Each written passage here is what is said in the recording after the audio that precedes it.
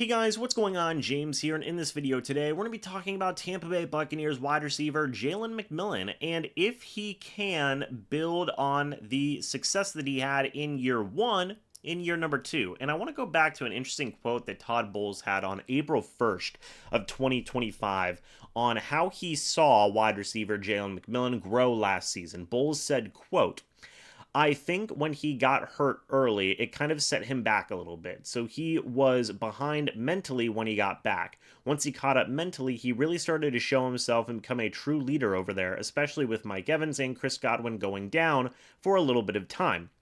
He became one of our guys, and he blossomed from there. He's a heck of a football player. As long as he takes care of his body, we expect him to be even better this year. Then, when Todd Bowles was asked on if he wants Jalen McMillan to get bigger, Bowles said not necessarily bigger, but just stronger and more toned.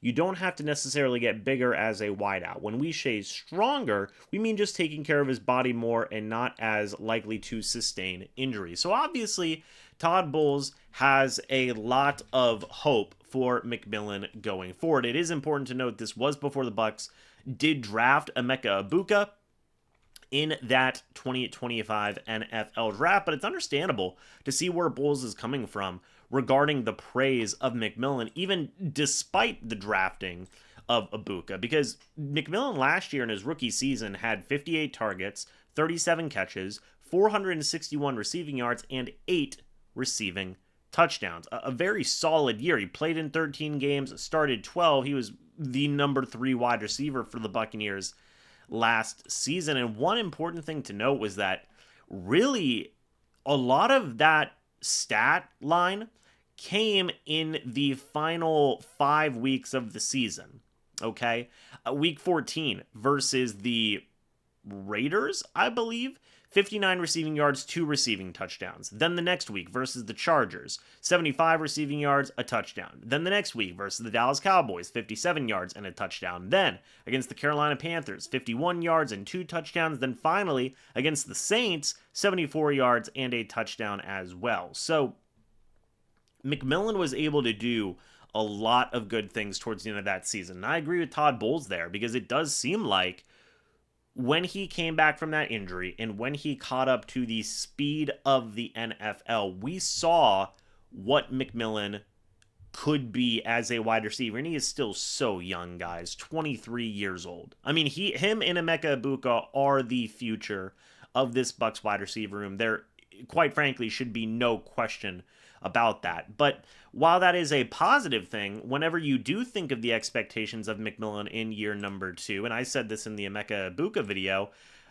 that positive of the future is what may hold back McMillan in the present. Because yes, we did see those quotes from Todd Bowles at the beginning of April, but then by the end of April, Emeka Egbuka was the first round draft pick. He was brought in and essentially presumed to be the third wide receiver going forward, not Jalen McMillan. He's going to have to battle for that spot against a first round draft pick who the Bucs absolutely were ecstatic about. Now, they're obviously ecstatic about Jalen McMillan as well, but it really is kind of a toss-up as to who you give the edge over in terms of initial nod to pencil in that wide receiver 3. Because yes, McMillan did have that incredible 5-game stretch to end the season last year, but Emeka Egbuka has the pedigree of being a first-round draft pick. So where do they go with there, right? That's what makes it a really tricky situation. That's what makes it a thing that really can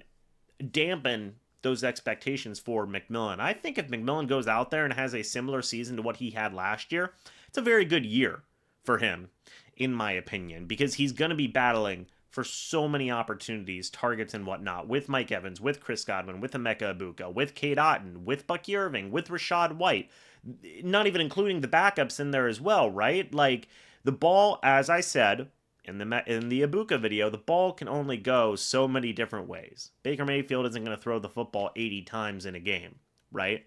So I understand the excitement about McMillan. I'm excited about McMillan as well, right?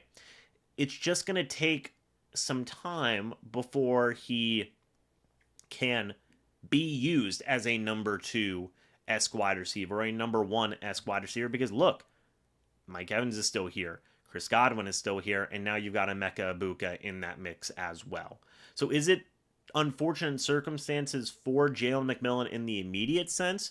Yes, but there are still things that he can learn in these moments. There are still opportunities he may have in these moments, and he needs to make the most of those opportunities to continue to establish himself as a great wide receiver for the Bucs' future, and maybe a little bit as the present as well, going forward. But what do you guys think about Jalen McMillan? Let me know your guys' thoughts and opinions about it down in the comments section below. I'd love to hear it. What are your expectations for Jalen McMillan? Let me know down in the comments section below. I'd love to hear it. Thank you guys so much for watching this video. Hope y'all enjoyed. And as always, guys, I will see you all in the next video or the next live stream. But until then, and as always, guys, goodbye for now, and go Bucs.